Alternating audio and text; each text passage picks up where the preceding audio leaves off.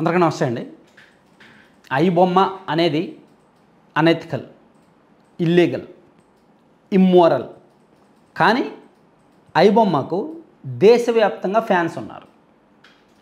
I బొమ్మకు మన తెలుగు వర్గాల నుంచి విపరీతమైన మద్దతు లభిస్తోంది. నేను అది చూసి ఆశ్చర్యపోయాను. అసలు సాధారణంగా ఐ బొమ్మ అందరికీ తెలిసే ఉంటుంది. కొత్తగా ఏదైనా సినిమా రిలీజ్ అయితే వితిన్ కొన్ని గంటల్లోనే ఐ బొమ్మలో హెచ్డి ప్రింట్ అవైలబిలిటీ ఉంటుంది. ప్యూర్లీ పైరసీ ప్రింట్ అది. ఇది చట్టరీత్యా నేరం. ఏ చట్టము కూడా ఒప్పుకోదు.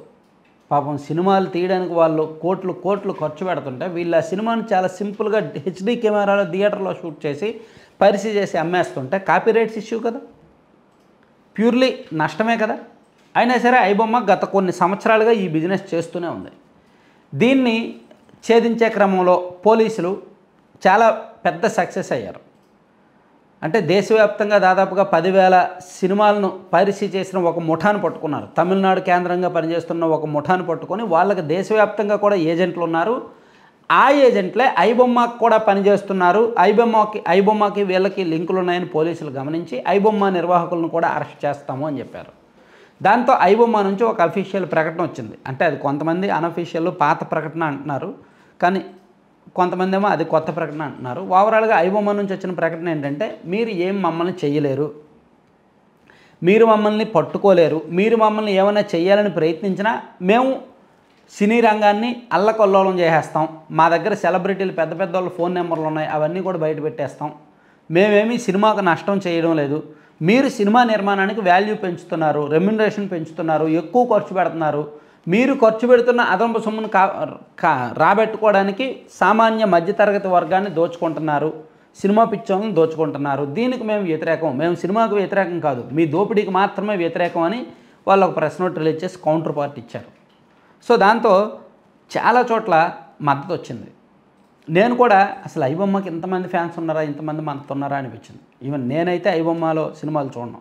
నేను ఖచ్చితంగా ఎంత చిన్న సినిమా అయినా సరే థియేటర్కి వెళ్ళి చూస్తాను. మేబీ మీ అందరికి తెలిసే ఉంటుంది. నేను ఏదో ఒక టైంలో ఏదో ఒక షోకి అనూహ్యంగా థియేటర్కి వెళ్ళే సినిమాలు చూస్తాను తప్ప ఐ బొమ్మలో ఈవెన్ నాకు తెలిసిన వాళ్ళు చూసినా సరే నేను యాక్సెప్ట్ చేయను. నిన్నగాక మొన్న మా రిలేటివ్స్ ఇంటికి వెళ్ళా. అక్కడ పైరసీ ఒకటి పెట్టారు, కొత్త సినిమా పైరసీ ప్రింట్ పెట్టారు. తీసేయమన్నా, అర్జెంటుగా తీసేయండి, నేను ఒప్పుకోను, తీసేయండి అని చెప్పి తీసేసి ఆ పెన్ డ్రైవ్లో ఉన్న సినిమా డిలీట్ చేసి సినిమా థియేటర్కి పంపించాను. నేనే టికెట్లు చేసి మరీ పంపించాను.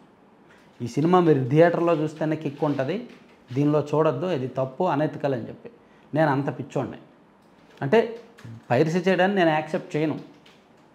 ఎవరైనా చూసినా సరే నాకు తెలిస్తే ఒప్పుకోను. అయితే ఇక్కడ ఐ బొమ్మ వాళ్ళు లేవనెత్తిన పాయింట్లకు నేను ఫ్యాన్ అయిపోయాను. నేను అప్రిషియేట్ చేస్తున్నాను.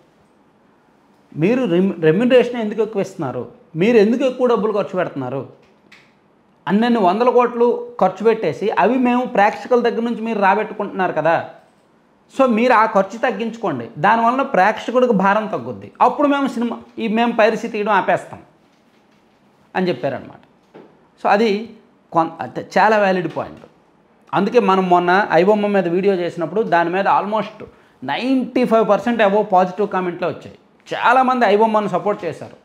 వీ లవ్ ఐ బొమ్మ, వీ సపోర్ట్ ఐ బొమ్మ వర్సెస్ పోలీసుల్లో ఐ బొమ్మకే మా ఓటు అని చెప్పి విపరీతంగా సోషల్ మీడియాలో, డిజిటల్ మీడియాలో, అంటే మన ఒక్క ఛానలే కాదు, ఆల్మోస్ట్ చాలా ఛానల్లో చెక్ చేసినా సరే ఐ బొమ్మకు పాజిటివ్గానే కామెంట్స్ వస్తున్నాయి.